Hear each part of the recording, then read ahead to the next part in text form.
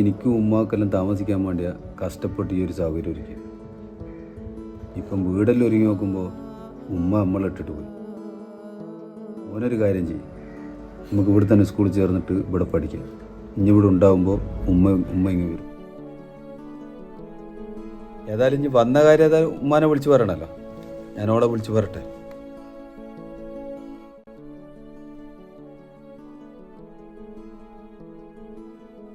Hello, ഞാനാ നമ്മളെ മോനെ ഞാനിങ്ങ് കൂട്ടിയിരിക്കുക കേട്ടാ.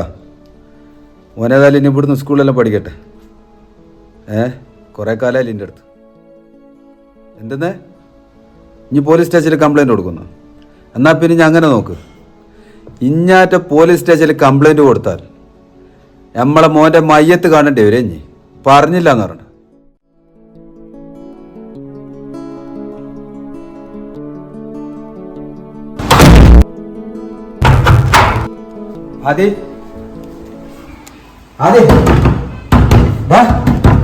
വാതിൽ തുറക്കണ മോനെ, വാതിൽ തുറക്ക്. ഞാൻ പറഞ്ഞ നോക്കണ്ട, ഞാൻ ഉമ്മാനെ പേടിപ്പിക്കാൻ പറഞ്ഞ. വാതിൽ തുറക്കടാ.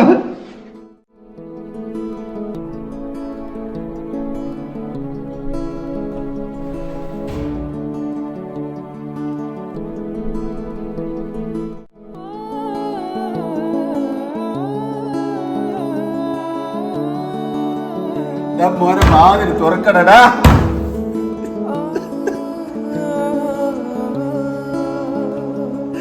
വാതിൽ തുറക്കടാ.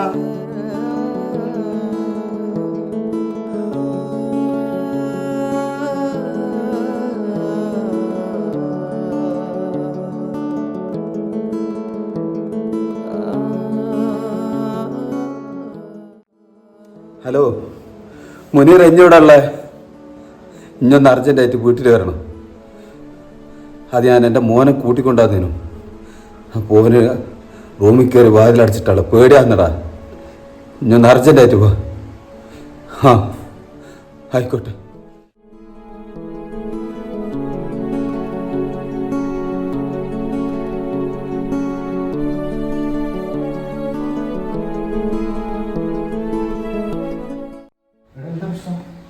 എന്റെ മോൻ വാതിൽ തുറക്കുന്നേ. ഞാൻ സ്കൂളിൽ നിന്ന് കൂട്ടിക്കൊണ്ടാകും. അകത്ത് കയറി വാതിലടച്ചു. തുറക്കടാ. മോനെ വാതിൽ മോനെ, നീ കറിയല്ല. റിലാക്സ് ആക്കി. എന്ത് മോനിക്കെന്താ?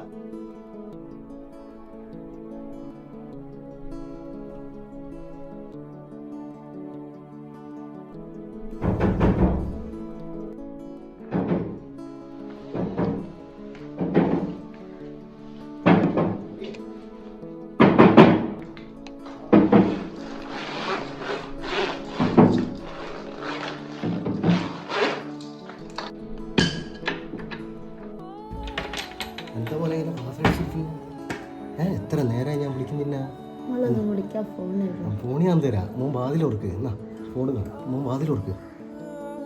ഹലോ, ഇപ്പം എന്നെ സ്കൂളിൽ നിന്ന് ഇവിടെ കൂട്ടി ഉപ്പാൻ്റെ അവിടെയാണുള്ളത്.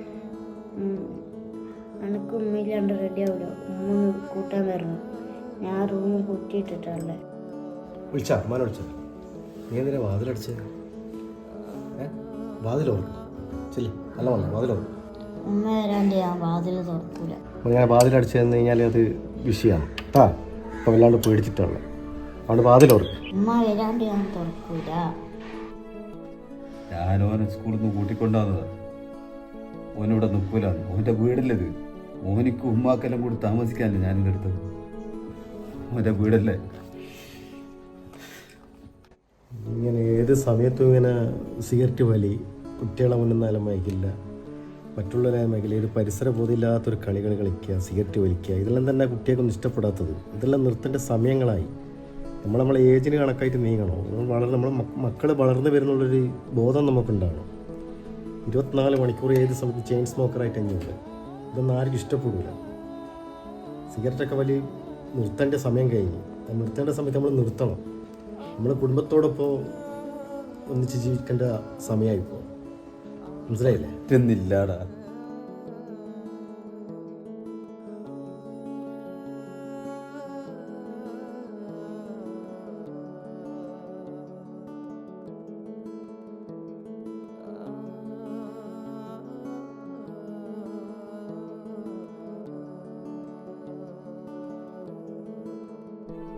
എന്റെ മോനേടെ ഉള്ളേ ആ റൂമിലുണ്ട്.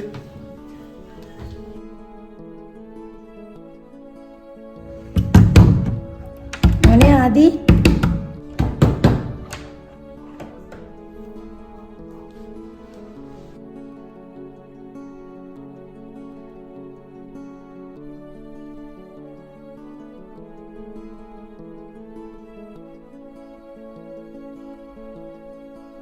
നമ്മളെ മക്കളെ നമ്മൾ കൊല്ലോ. കുട്ടികളോടൊന്നും അങ്ങനെ പറയരുത് അമീറെ. ഞാൻ അന്നത്തെ ഇതിൽ പറഞ്ഞു പോയതാ.